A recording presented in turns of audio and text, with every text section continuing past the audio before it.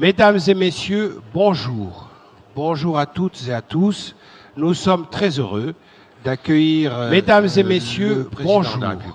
Bonjour à toutes et à tous.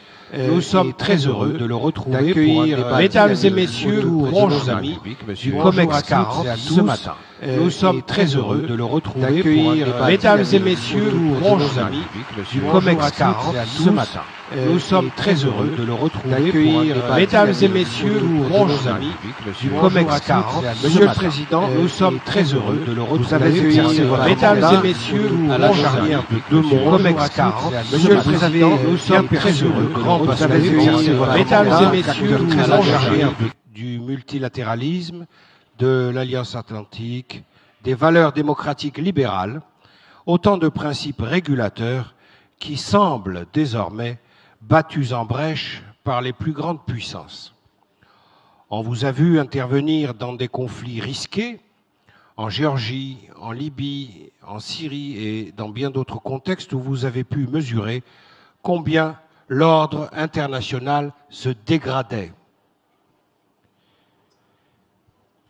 L'ensemble de ces conflits n'a fait que s'accroître et s'étendre, notamment au Moyen-Orient, bien sûr, avec la question iranienne, mais aussi aux marches de la Russie avec l'Ukraine.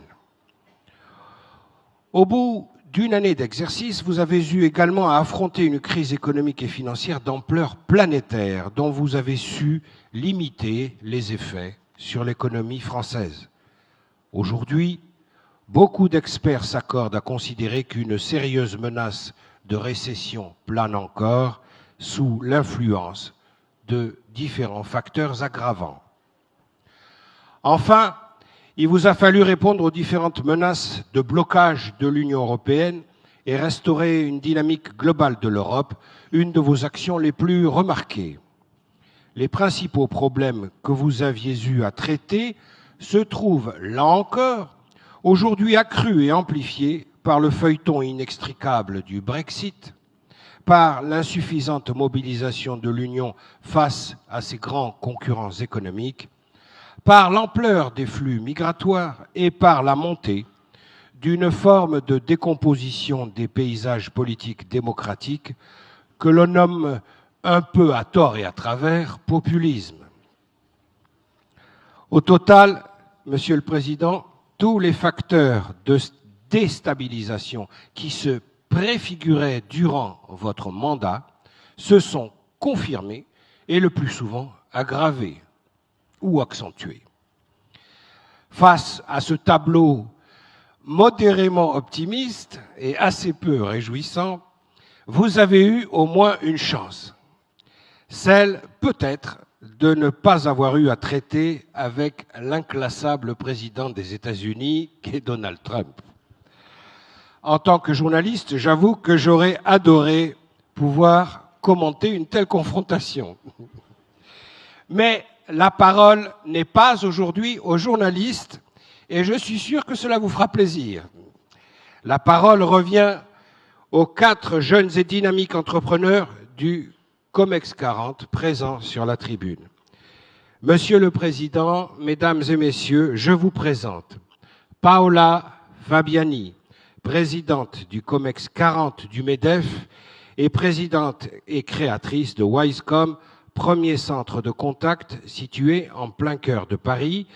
Paola Fabiani est également auteur d'un livre publié en 2018, « Le savoir n'est plus le pouvoir ». Quel titre, Monsieur le Président. On l'applaudit.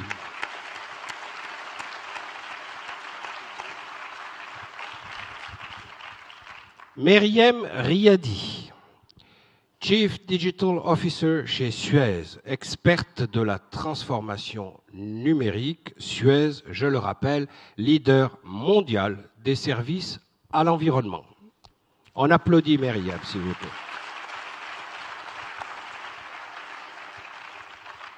À votre gauche, Monsieur le Président, Pauline Duval, vice-présidente du COMEX 40, directrice générale du groupe Duval, groupe spécialisé dans l'immobilier, le tourisme et les loisirs, et notamment très présent en Afrique. On applaudit Pauline.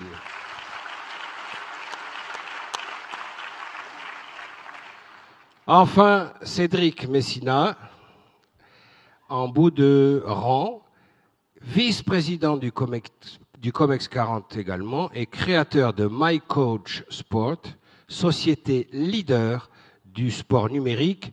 Monsieur le Président, basé à Nice. On applaudit Cédric. Sans plus attendre, Paola, vous avez la parole pour poser votre question et peut-être auparavant nous présenter le très dynamique COMEX 40. Alors bonjour, bonjour Monsieur le Président, on est ravis de vous accueillir. Donc très rapidement, en deux mots, le COMEX 40 a été créé à l'initiative de Geoffroy et mis en œuvre par Fabrice Le Sachet. Son objectif est de doter le MEDEF d'un organe anticipatif pour réfléchir sur les grands enjeux sociétaux qui vont impacter nos entreprises. Alors très vite, ce qui fait la légitimité du COMEX 40, c'est sa composition. Composition faite de 23 femmes, 22 hommes, 75% des territoires représentés, plus de 80% des fédérations, et puis un tissu, une représentation globale du tissu économique, à savoir aussi bien des grands comptes, des PME, des ETI, des startups. Cette légitimité, cette représentativité nous permet d'agir sur 4 sujets, 4 causes. Le premier, c'est échanger, rencontrer des politiques, des grands patrons, des organisations diverses. Le second, c'est créer des synergies. Alors, des synergies à l'intérieur du MEDEF, dans les territoires, les fédérations, mais aussi avec d'autres organisations et à l'international. Le troisième qui me tient à cœur, c'est effectivement de réfléchir aux grands enjeux à travers 2 groupes de travail. 2 groupes de travail qui sont la remise en question de la démocratie et les flux migratoires. L'idée de fournir des livrables et des recommandations concrètes à l'issue. Donc voilà, en gros, le COMEX 40 en 2 mots. Alors, ma première question sera la suivante. Vous qui avez transformé le G7 en G20, quelle est finalement votre analyse sur le G7 qui vient de se finir à Biarritz ? Et justement, comme le COMEX 40 travaille sur la remise en question de la démocratie, la remise en question qu'on voit aussi bien en Europe de l'Est, en Amérique du Sud et ailleurs, on aimerait avoir votre point de vue, votre analyse sur cette remise en question, et puis l'impact sur nos entreprises, et puis quel est le rôle de nos entreprises pour justement améliorer ça. Voilà, je pense que vous le traitez dans votre livre pour partie, donc voilà, on aimerait avoir votre point de vue. Vous avez prévenu, le COMEX 40 est dynamique. Il y a au moins 2000 questions dans la première question. Bon. C'est très compliqué. Pour faire simple et le plus clair possible, je pense que le grand problème, c'est que nous sommes au XXIe siècle et nous avons les institutions internationales du siècle passé, celles du XXe. Ça ne peut pas fonctionner. Pardon, j'ai un peu de scrupule à dire ça comme cela. Ça mériterait beaucoup d'explications. Mais nos institutions internationales ne sont pas adaptées au contexte international tel qu'il est. Pour faire simple, il y a 30 ans, une dizaine de pays, dont la quasi-totalité était occidentaux, dirigeaient le monde. Aujourd'hui, ça n'a plus aucun sens.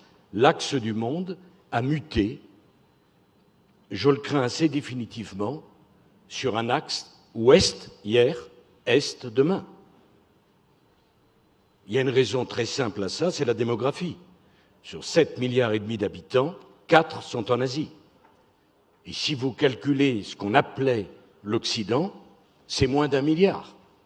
Donc l'axe du monde est aujourd'hui un axe asiatique. Peut-être demain sera-t-il un axe asiatique et Afrique.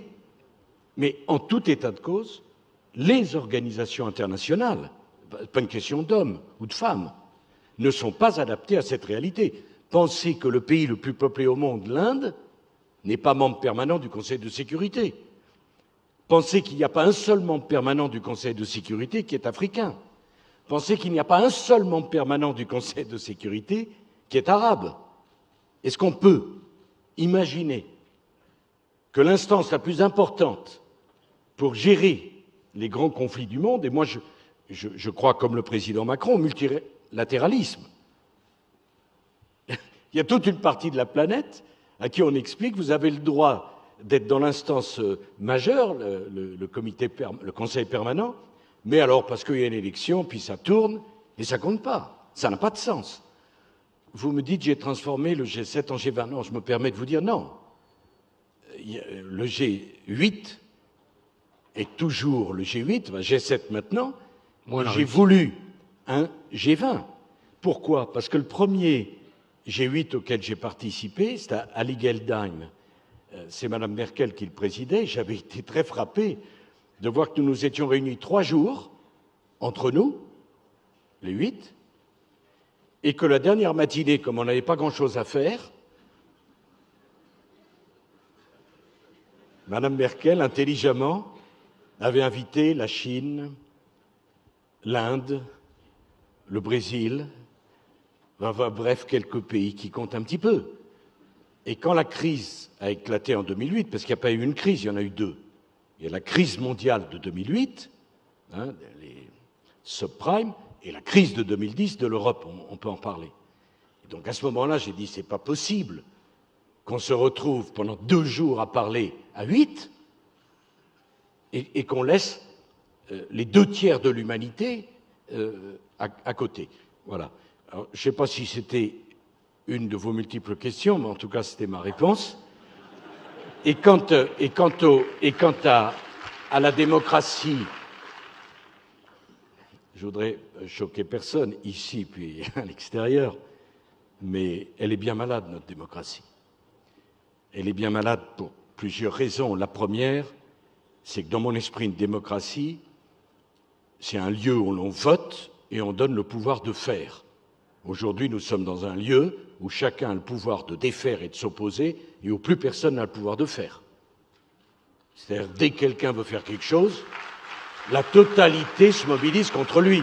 Et je vous demande de comprendre que ce n'est pas un jugement sur les personnes. Qui que ce soit, c'est la même chose. La démocratie, là, sans doute je vais choquer surtout les spécialistes du numérique et des nouvelles technologies, mais pour moi la démocratie c'est un vote pour une organisation verticale. Maintenant on veut une organisation horizontale où tout se vaut, où n'importe qui peut dire n'importe quoi à n'importe quel moment, avec n'importe quelle légitimité. Ce n'est pas la démocratie. Bon.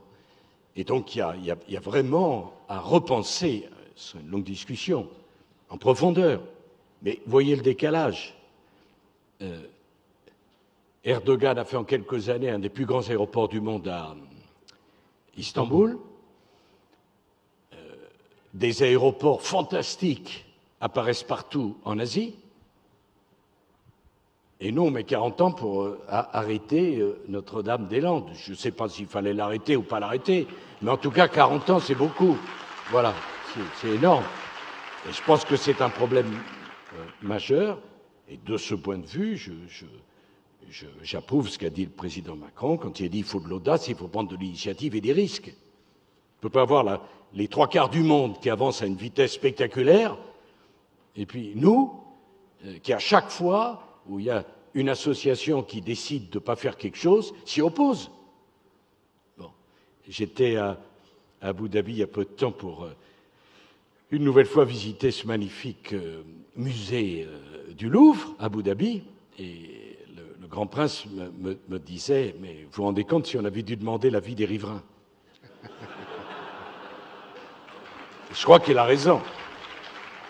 Or, c'est quand même un musée où, dans un pays arabe, il y a dans la même pièce, je vous engage à le visiter, la plus ancienne Torah, la plus ancienne Bible et le plus ancien Coran. C'est pas si mal. C'est pas si mal. Où il y a une représentation du Christ en croix et des statues de l'époque antique avec des femmes nues. Bon, je ne suis pas sûr que si on avait demandé l'avis de tout le monde, on aurait eu spontanément un accord énorme. Bon, imaginez le type qui veut faire la Tour Eiffel aujourd'hui. Bon courage. Il manquerait plus qu'il y ait un trèfle à 4 feuilles au Champ de Mars et on vous dirait non. Bon. Et, Monsieur le Président. Donc, oui, je partage votre avis. La démocratie doit être fondée fortement. Oui, c'est vrai. Alors, Myriam, on va poursuivre avec vous la deuxième question et puis on pourra rebondir, Monsieur le Président, sur tout ce que vous venez d'évoquer au sujet des démocraties en fin de débat peut-être. Myriam, la parole est à vous. Alors, dans un contexte de guerre froide économique entre les États-Unis et la Chine, quel doit être, selon vous, le rôle que doit jouer l'Europe? Comment peut-elle réaffirmer sa souveraineté? Et à l'aune de la création d'un nouvel exécutif européen, quelles sont, selon vous, ses priorités clés? Êtes-vous optimiste face à cette nouvelle équipe?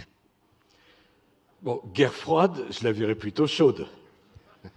En effet. Parce que guerre froide, ça veut dire des positions stables, bloquées, enracinées, enquistées. Là, ça change tous les jours, de façon totalement erratique. Si le président des États-Unis est de bonne humeur, on a une chance que ça se détende. Si son petit déjeuner s'est mal passé, ça peut avoir des conséquences. On est vraiment dans un monde où, du fait de la pression de ces tweets et tout ça, n'importe quoi, y compris le pire, peut se passer. Alors, dans ce que dit le président Trump, tout n'est pas à rejeter. C'est pas parce que c'est lui qui le dit que tout est faux.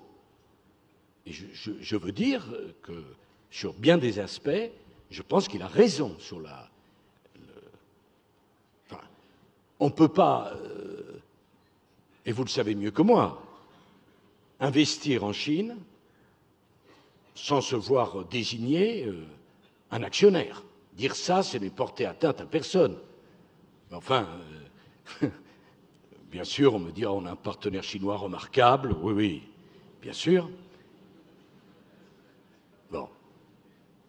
Mais je désapprouve la méthode, parce que je ne crois pas qu'on obtiendra quoi que ce soit de la Chine par un rapport de force, en discutant comme ça, brutalement, avec 1,4 milliard de Chinois. Ça n'a pas de sens. Ça n'a littéralement pas de sens. Qu'il y ait des problèmes, et nombre de problèmes évoqués par le président Trump sont justes, mais déclencher une espèce de guerre atomique, un bras de fer, en disant c'est toi qui cèdes ou c'est moi qui cède, ça n'a aucun sens, et je pense exactement la même chose avec l'Iran, qui est une nation, une civilisation multiséculaire, et qu'on ne doit pas humilier. C'est le contraire du multilatéralisme. J'ajoute qu'on se trouve dans une situation extrêmement préoccupante avec la première nation du monde, première puissance militaire, première puissance monétaire, première puissance économique, qui dit clairement que le monde ne l'intéresse pas. C'est insensé. Et je veux d'ailleurs dire une chose, c'est qu'on a été très injuste avec le président Bush, je veux dire fils, qui a certainement fait des erreurs, mais qui était à mes yeux le dernier président des États-Unis avec une vision et des valeurs universelles. Je ne défends pas tous ses choix, ce n'est pas la question, mais il croyait dans ses idées et il se battait pour un modèle démocratique. Et de ce point de vue, d'ailleurs, M. Trump, dans la lignée, ça ne lui ferait pas plaisir, de Barack Obama. Alors, pour des raisons différentes. Barack parce qu'il voulait être aimé par tout le monde, Trump parce qu'il veut être aimé de ses électeurs, mais c'était America First. Et donc on est passé d'un monde de guerre froide, avec deux patrons, à un monde avec une seule puissance, les États-Unis, à un monde où maintenant, il n'y a que des puissances régionales, et les États-Unis qui disent, je vous préviens, alliés ou pas, je m'en fous, vous serez traités de la même manière, enfin si vous êtes alliés, pire, naturellement. Et nous, la seule chose qui nous intéresse, c'est que les Américains soient heureux. C'est insensé. Et ça donne une opportunité formidable à l'Europe et formidable à la France. Parce que, naturellement, ça dégage le terrain.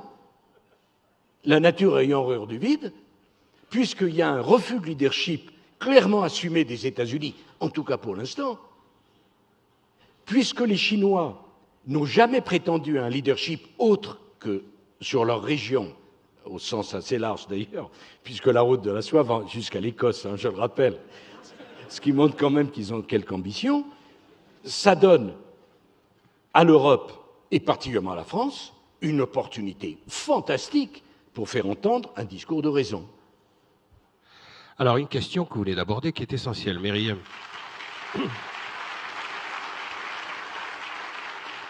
Vous avez... C'est sympa d'applaudir, mais attendez la suite. À la fin, si vous êtes content. Ah ouais, c'est un encouragement. Ah bon. Vous avez été le témoin privilégié de cette charnière avec Obama. Vous venez de l'évoquer. Or, de plus en plus d'analyses fines de la situation de l'administration Trump d'aujourd'hui relèvent ou pointent le fait que toute cette évolution avait débuté, comme vous venez de le signaler, sous Barack Obama. Est-ce que vous en avez vécu personnellement des signes concrets? Est-ce que vous... C'est pas insulter qui que ce soit que de le dire. Obama le faisait avec son charme, sa gentillesse, son charisme. Bon, mais son ambition était très claire. Ramener les soldats américains à la maison et considérer que les États-Unis devaient être aimés par le monde entier en restant tranquillement chez eux. Alors bon, ça n'a rien à voir avec les grossièretés, la brutalité, tout ce qu'on sait, mais ce n'est pas la peine d'aller insister là-dessus. Tout le monde le sait. Mais c'est une tendance lourde de la première puissance du monde qui ne veut plus assumer de leadership. C'est quand même un changement absolument colossal. Qui devrait pousser l'Europe à s'unir, à se rassembler et à prendre le lead? Et il fait le contraire. C'est parfaitement incompréhensible.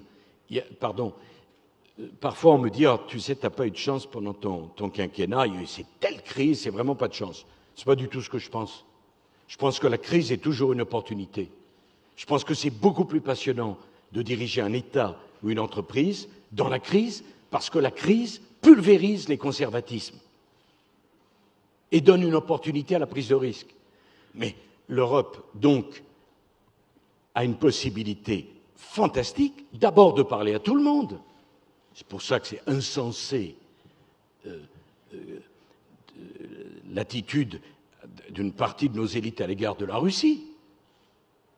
L'Occident est devenu absolument minoritaire et on veut pousser la Russie dans les bras de la Chine. Et moi, j'ai approuvé la visite de l'invitation qui a été faite par le président Macron au président Poutine. Ça ne veut pas dire qu'on est d'accord sur tout. Enfin, si vous voyez que les gens avec qui vous êtes d'accord, vous aurez un emploi du temps assez libéré. Hein.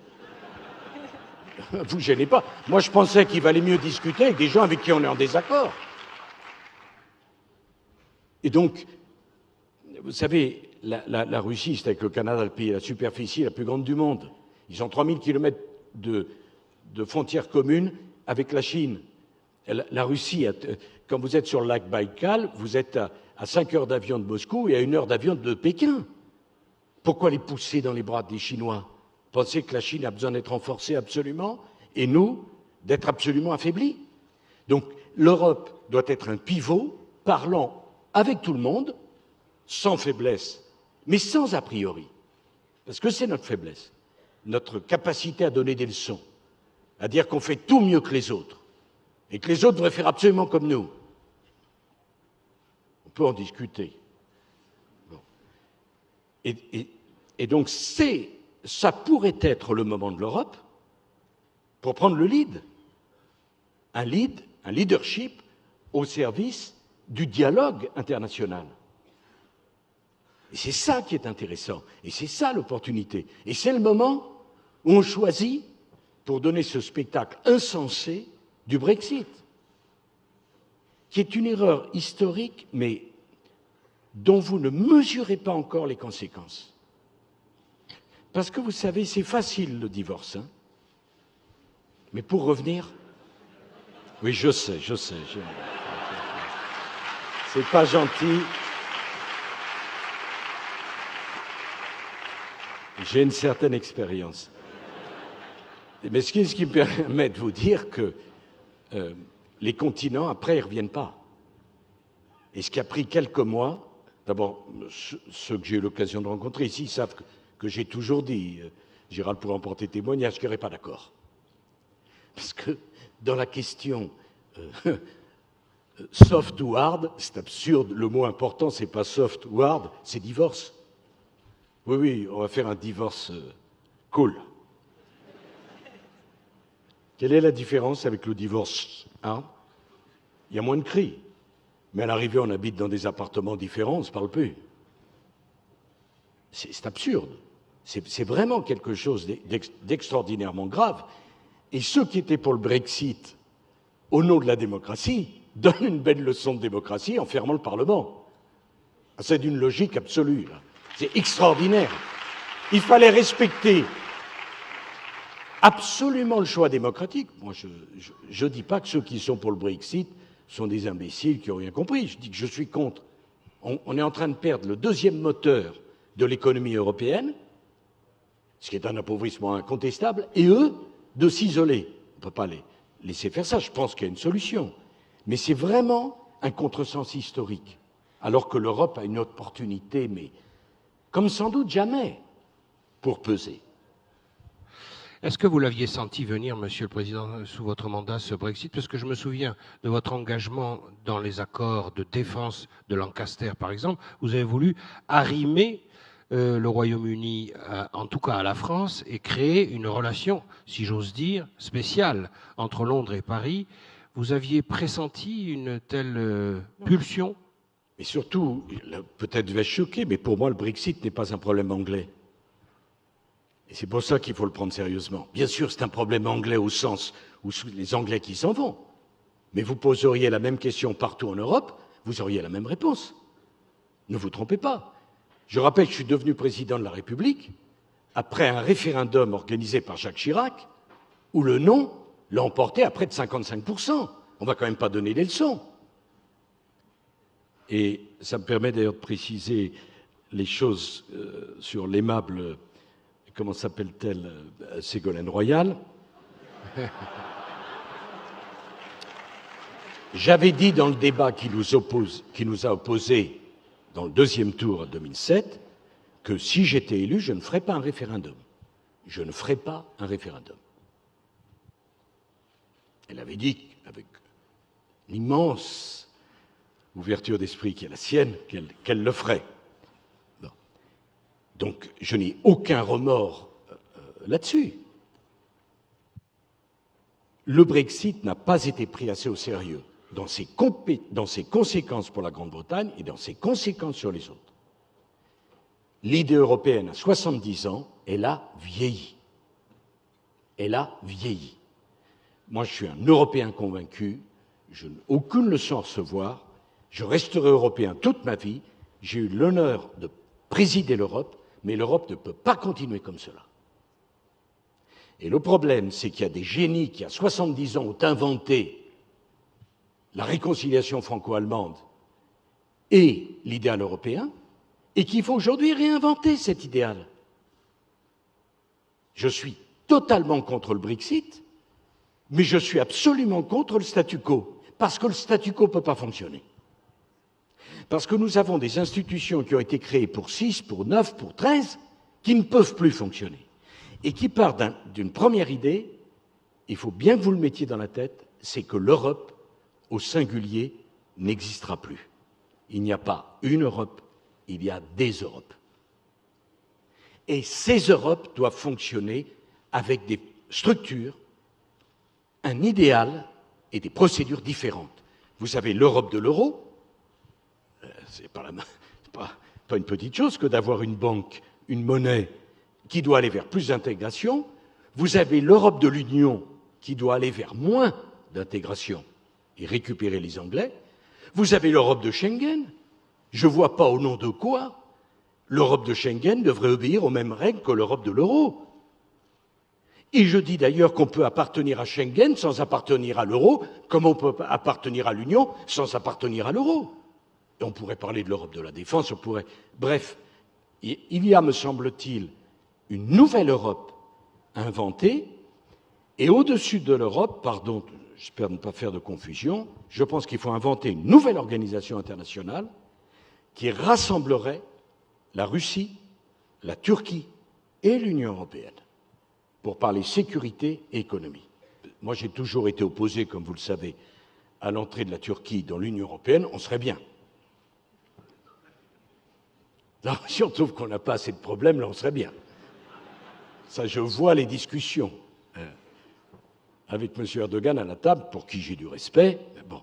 Mais en revanche, on ne peut pas laisser la Turquie à l'extérieur, on ne peut pas laisser la Russie à l'extérieur, Et je crois qu'il y a une nouvelle organisation internationale. J'ajoute en passant qu'il faut repenser complètement l'OTAN, qui est très important. Mais aujourd'hui, les tensions au sein de l'OTAN et les intérêts au sein de l'OTAN ne sont pas les mêmes. Là, vraiment, je me suis affranchi de vos questions. Mais comme j'ai eu peur que vous oubliez, j'ai voulu vraiment... Alors, juste une dernière pour préciser, les conditions des nouvelles institutions que vous dessinez supposeraient une question concrète avec la Russie, c'est la levée des sanctions. Est-ce que vous y êtes favorable? Absolument. Mais absolument. Et puis ça m'est égal de ce que vous voulez. Je suis pour une levée des sanctions qui font souffrir beaucoup de nos agriculteurs ici, beaucoup de gens là-bas, beaucoup de chefs d'entreprise. Et vous savez, dans les crises, le problème est toujours le même. C'est celui de la confiance, et qui fait confiance le premier. Bon, bien sûr, c'est de la vieille histoire, mais quand au début du mois d'août, je crois que c'était 2008, je me rends à Moscou pour discuter avec M. Medvedev et M. Poutine. La quasi-totalité des chefs d'État européens sont contre. La quasi-totalité. Bon, ça ne m'empêche pas d'y aller. Je note les désaccords avec respect et j'y vais. Bon. Ensuite, je me rends à Tbilissi. Donc, on a pu engager tout ceci, mais il faut prendre des risques. Et pour moi, peut-être le plus important aujourd'hui, et j'espère que la France le fera, c'est tirer les conséquences de l'impossibilité de continuer comme cela et de mettre un nouveau traité sur la table qui porterait les changements très importants que nous devenons amener à l'Europe et qui nous permettrait de dire à quand même 62 ou 63 millions d'Anglais, vous avez dit non à l'Europe d'hier, est-ce que vous voulez construire l'Europe de demain avec nous? Donc un nouveau traité. Un nouveau traité et un nouveau référendum, mais pas pour voter sur la même question, mais pour se tourner vers l'avenir. Est-ce que notre génération est capable d'être aussi imaginative que la génération des bâtisseurs de l'idéal européen? C'est quand même la question posée. Alors on me dit, ah oui, mais c'est très difficile un traité. Ah oui. Enfin, la pagaille auquel on assiste, je ne crois pas que ça soit très facile. Parce que, attention, derrière le Brexit, vous allez avoir qui vous pend au nez comme le sifflet au cou de l'arbitre, la demande d'adhésion directe de l'Écosse à l'Europe. Naturellement. Évidemment. Ils ne veulent pas partir d'Europe, ils veulent juste partir de Grande-Bretagne. Vous allez avoir la question de la Catalogne, où 8 millions de Catalans ont assez de payer pour les autres. Et vous allez avoir la question passionnante de l'Italie.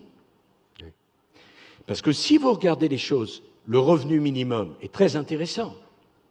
Le revenu minimum, tenez-vous bien, concerne une famille sur 4 du sud de l'Italie et une famille sur 100 du nord de l'Italie. Vous croyez qu'un pays qui a de telles différences peut continuer?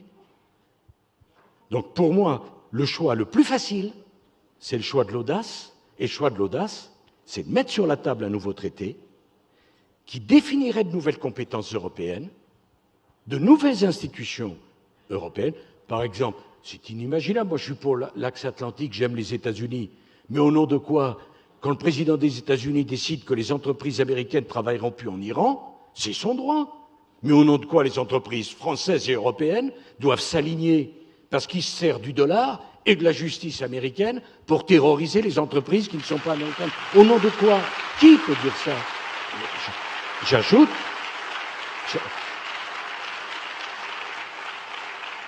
J'ajoute que j'ai le plus grand respect pour le FMI et Christine Lagarde, et c'était un très bon choix qu'elle soit à la Banque centrale et qu'elle fait un très bon travail au FMI.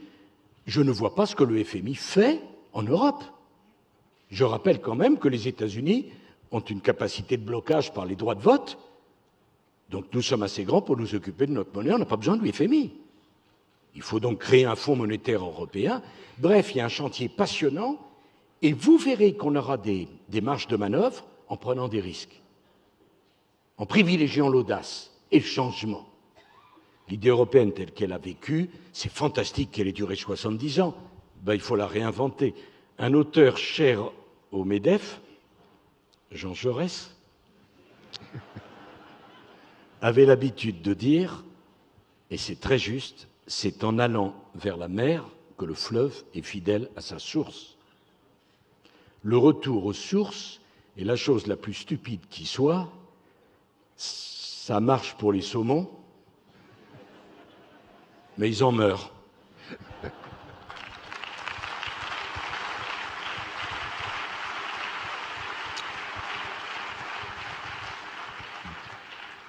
Nous passons à la question de Pauline Duval. Monsieur le Président, désormais vous consacrez beaucoup de temps aux entreprises françaises, familiales comme la mienne, ou à des très grands groupes internationaux leaders dans leur secteur. D'après vous, quelles sont les actions prioritaires que ces acteurs économiques devraient faire pour assurer une croissance responsable ? D'abord, moi je me méfie toujours des adjectifs qu'on rajoute. Justice sociale. Vous savez, Sacha Guitry disait, une jeune actrice, « Je vous aime tellement, maître ». Et il répondait tellement, c'est si peu. Croissance responsable. Croissance. Croissance, déjà. Bon. Justice sociale. Justice. J'espère qu'on en parlera. Pourquoi il faut toujours rajouter des choses? Alors, moi, je n'ai aucun conseil à vous donner. Vous êtes assez grand pour faire ce que vous faites. Je pense que, et je le dis au président du MEDEF, Geoffroy de Bézieux, il a raison. Je pense que les entreprises doivent participer, les entrepreneurs doivent participer davantage au grand débat de notre société. Vous ne pouvez pas être absent. C'est trop dangereux. Surtout dans un monde où tout le monde prend la parole pour dire n'importe quoi sur n'importe quel sujet, et il ne manquerait plus que les entrepreneurs, qui quand même en termes de croissance et de création d'emplois ont une certaine légitimité, soient les seuls à ne pas prendre la parole. C'est totalement destructeur. Bon. Alors je sais qu'un certain nombre d'entre vous, propriétaires de médias, il faudra m'expliquer la logique. Parfois entre ce qui est écrit et ce que pensent les propriétaires, mais c'est sans doute un autre débat. C'est sans doute un autre débat. Mais vous devez prendre position, sans complexe, sans arrogance. Il n'y a pas que vous. Mais c'est très important. Et vous savez, nous sommes un pays, j'ai toujours dit, un pays laïque, mais qui a des racines chrétiennes et même judéo-chrétiennes. C'est absurde de contester ça, c'est une réalité. Il suffit de survoler la France pour voir ce long cortège de clochers pour comprendre l'importance qu'a eu la rencontre entre l'Église et les rois de France. Mais regardez, comme il y a 40 ans, les intellectuels chrétiens étaient présents, et comme ils ont disparu, alors que nous sommes un pays aux racines chrétiennes, parce que beaucoup de leurs responsables ont été laminés par la critique systématique et la mise en cause de leur légitimité. Parce que c'est toujours comme ça que ça se passe. Les moins légitimes crient le plus fort et les plus raisonnables se taisent parce qu'ils en ont assez de se faire déchiqueter. Bon. Eh bien, c'est un peu ce qui était le travail qu'un certain nombre de gens voudraient faire avec l'entreprise. Parlez pas, vous avez de l'argent. Taisez-vous. Vous n'avez rien à dire. Et ce processus de délégitimation est extraordinairement dangereux parce qu'il déséquilibre la société. Naturellement, votre discours ne doit pas être le seul.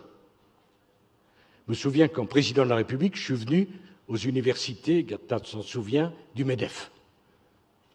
Une histoire, mais un scandale. J'étais immédiatement le prisonnier. Mais c'est tout à fait normal quand même qu'un chef de l'État qui croit dans la croissance, qui veut résoudre le problème du chômage, aille voir les entrepreneurs. En plus, le congrès de la CGT ne m'avait pas invité spontanément, et j'aurais été avec plaisir, mais ils n'y avaient pas pensé. C'est très important pour vous de prendre position. Ça, c'est la première chose.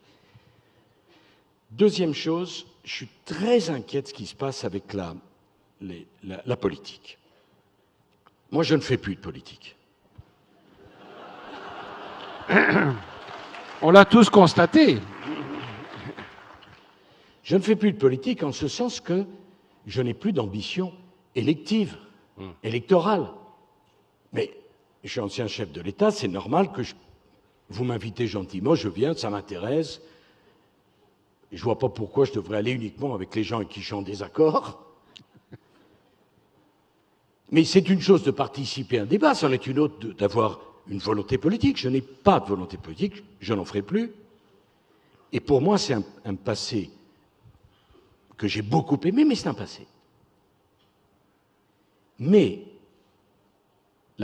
comment dire, la déstabilisation systématique de toute personne qui s'engage en politique, le procès systématique qui lui est fait, à coup de mandat unique, de regardez comme on est honnête, on va diminuer nos rémunérations, de démagogie qui ne servent à rien, si ce n'est à convaincre les observateurs que puisqu'ils font ça, c'est qu'il y a quelque chose à se reprocher.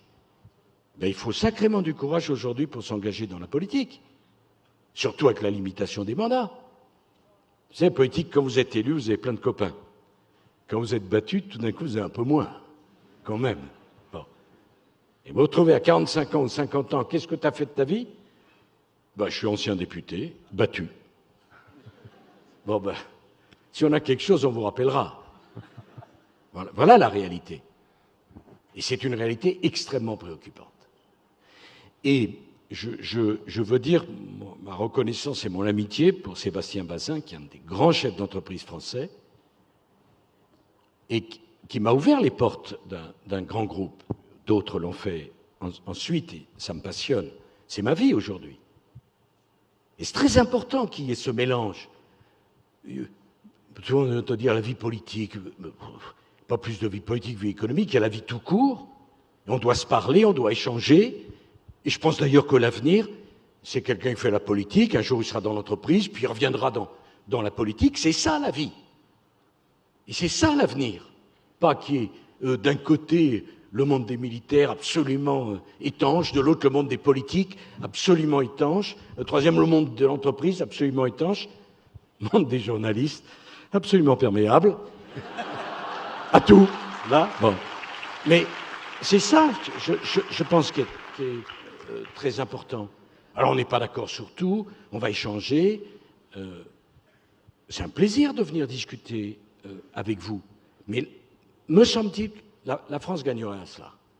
Et je pense que c'est très important. Il ne faut pas qu'il y ait de méfiance de vous vis-à-vis de nous vis-à-vis de vous. Et maintenant que je suis dans le monde de l'entreprise, quand je me suis assis pour la première fois au conseil d'administration d'Accor, les représentants des syndicats, puisque comme toute entreprise, grande entreprise, il y a les représentants de syndicats, le type du syndicat m'a dit « Ah, ça me fait un drôle d'effet.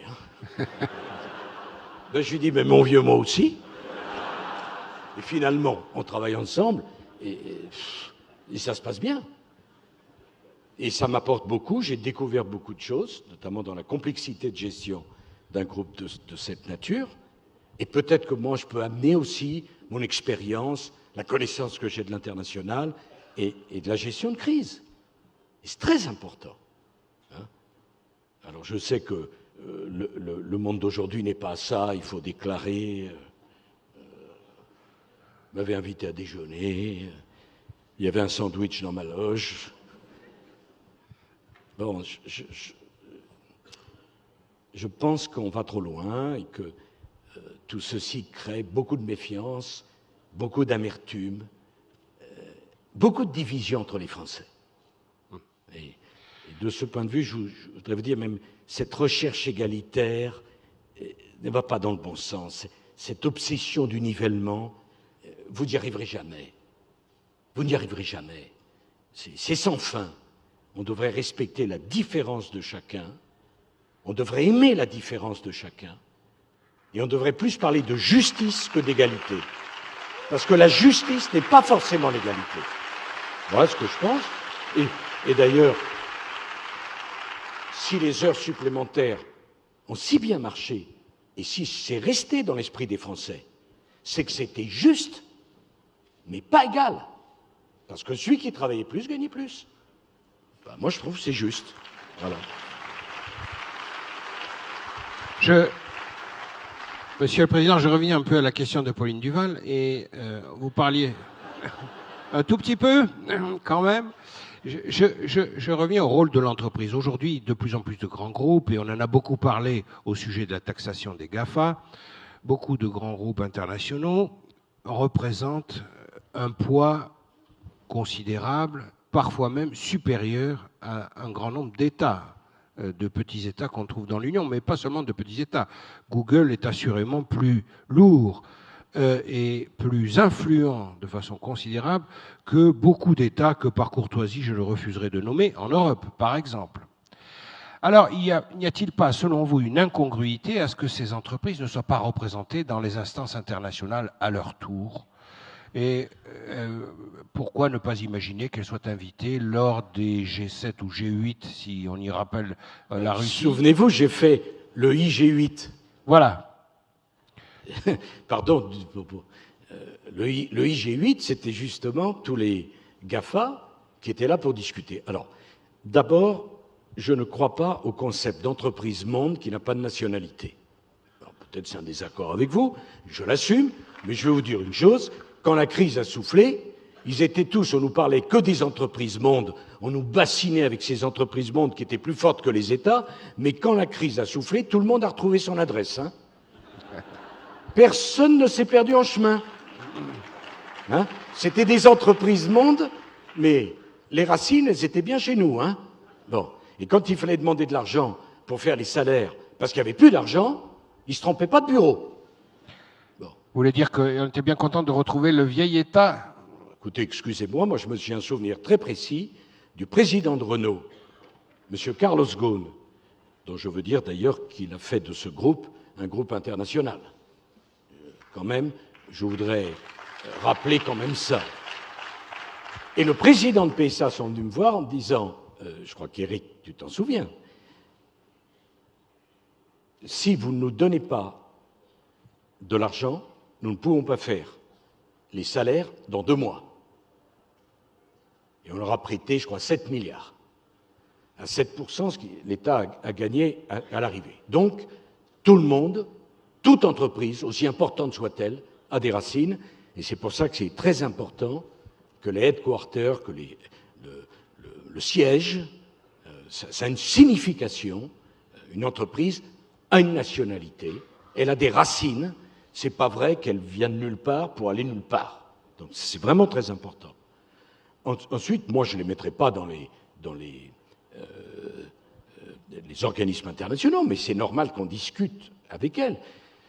Google, j'avais une discussion assez dure, ce qui avait d'ailleurs conduit à créer un quartier général de Google en Europe, en France, avec 800 personnes, ils l'ont fait. Et peut-être ça m'amène à dire un mot du libéralisme. On ne peut pas défendre l'idée libérale de la même façon dans le monde d'aujourd'hui, où tout est ouvert, qu'on le défendait il y a 40 ans, où les banques étaient publiques, où les prix étaient administrés, où les changes étaient contrôlés. Est-ce que vous me comprenez ? C'est pas possible. On est en décalage complet. Il y a 40 ans, le monde manquait de liberté. Aujourd'hui, j'ose le dire, il manque de régulation.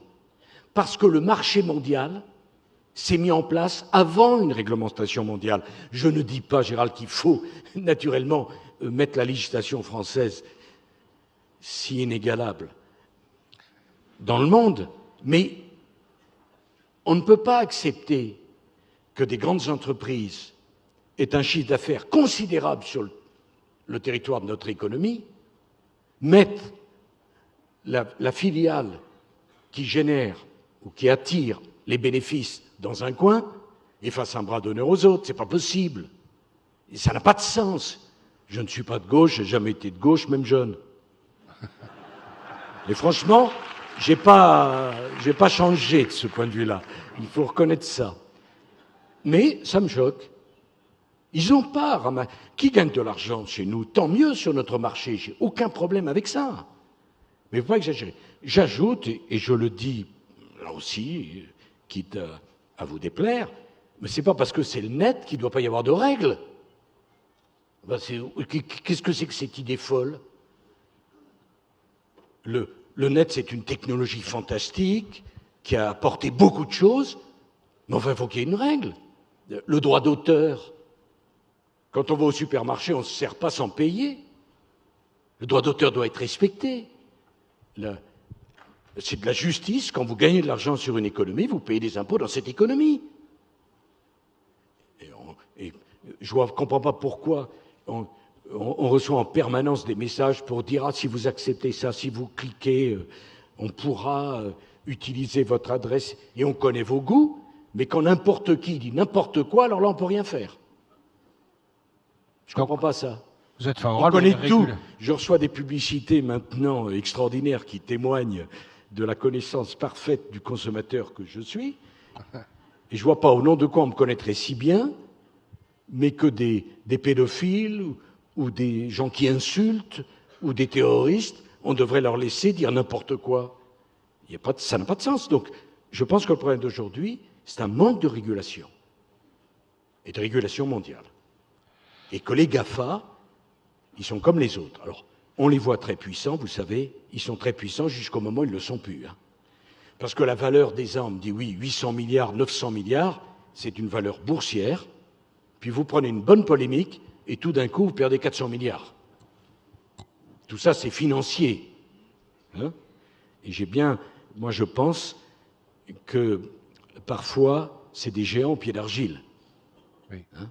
Moi, j'avais bien amusé le jeune, là, qui a été la commission d'enquête. Il est pour la transparence, puis quand on lui dit « Dans quel hôtel êtes-vous descendu ?» Ah, il dit « Secret, respect de la vie privée. » Combien avez-vous payé votre chambre?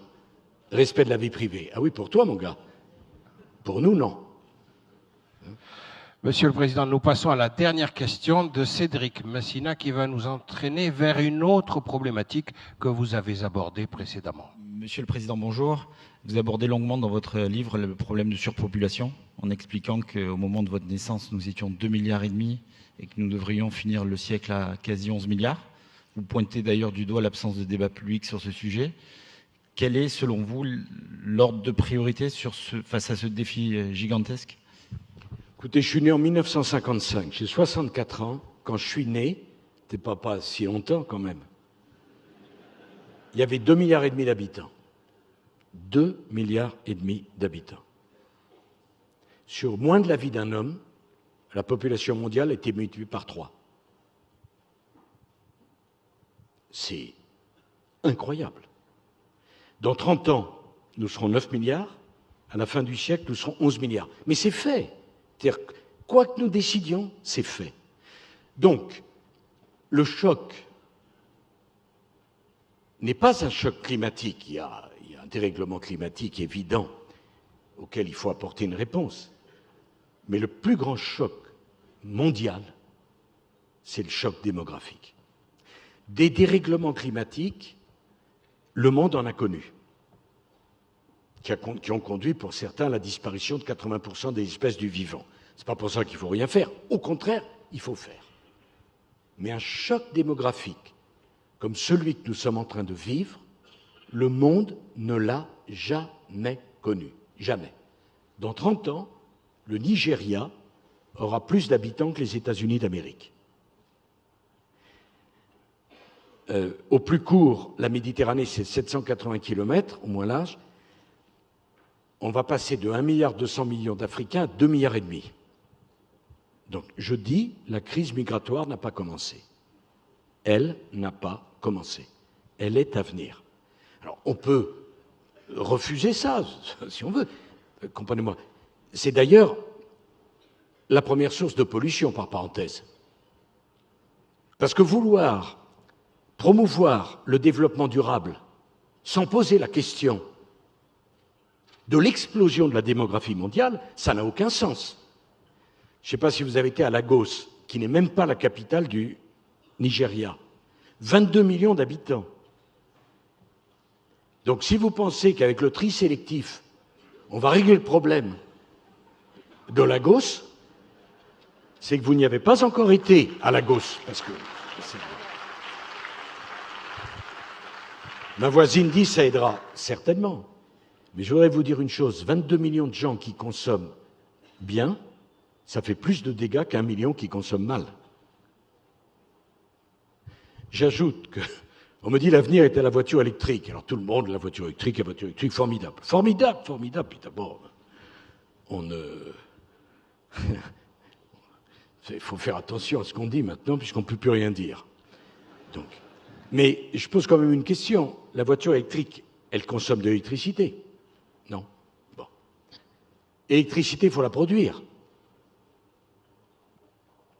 Et donc on a l'Allemagne qui a fait rouvrir toutes ses mines de charbon pour produire de l'électricité.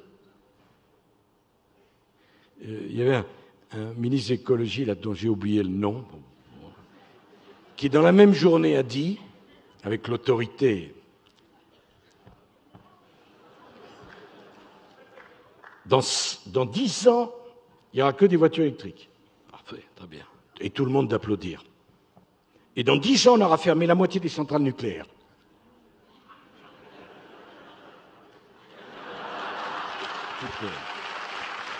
Parce que naturellement que les voitures électriques n'ont pas besoin d'électricité, c'est bien connu. Bon. Alors, le sujet démographique est un sujet, mais monumental, tectonique. Et savez-vous qu'il n'y a pas un organisme international qui suit l'évolution de la population mondiale? Il y a en matière d'agriculture une dizaine d'organisations internationales. Est-ce que vous ne pensez pas qu'il conviendrait de toute urgence de poser les bases d'une organisation mondiale qui suivrait l'évolution de la démographie mondiale? Alors, je ne suis pas du tout pour dire qu'il faut un contrôle des naissances, mais au moins, il faut prendre conscience du problème et essayer de le traiter. Déjà qu'on ait des éléments statistiques viables.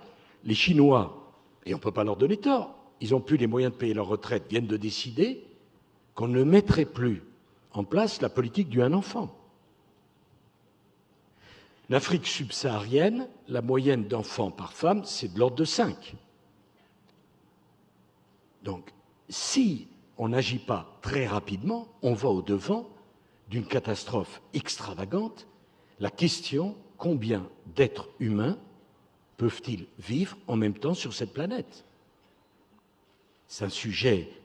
J'entends bien les difficultés, le désir d'avoir des enfants, ce que ça peut représenter. Mais est-ce qu'on ne voit pas que toutes les espèces du vivant, un jour, ont vocation à disparaître par surpopulation ou par appauvrissement des ressources? Et est-ce qu'on pense que pour nous, les humains, ça ne se posera pas? Et je suis assez fasciné de voir, à juste titre, la discussion sur le climat et la gêne quand on discute de l'évolution de la démographie mondiale. Alors je vois là, cette jeune Suédoise si sympathique et si souriante.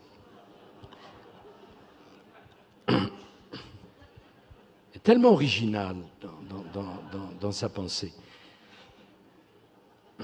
Mais la question de cet organisme qui suivrait l'évolution de la démographie mondiale, de la réflexion que nous, les Occidentaux, on doit avoir avant les autres, parce que l'écart entre nous et l'Asie, non seulement ne s'arrête pas, mais ça croît encore. Puisque c'est 4 milliards 800 millions, mais demain, ça sera bien plus. Et dans la foulée, je pense que l'Europe doit de toute urgence se réunir avec l'Afrique pour décider d'un plan d'infrastructure monumental en Afrique, pour essayer d'augmenter le niveau de vie de l'Afrique, parce qu'il semble, je dis il semble, qu'il y ait une corrélation entre le niveau de développement et l'explosion de la démographie. Il semble, enfin en tout cas, C'est ce qu'un certain nombre de gens disent. Et c'est vraiment les sujets passionnants de demain et extrêmement difficiles. Je n'ai pas les solutions, naturellement. Mais ces sujets-là, ils sont tectoniques. Merci beaucoup, Monsieur le Président. Merci. Merci à Paola Fabiani, merci à Myriam, merci Pauline et merci Cédric.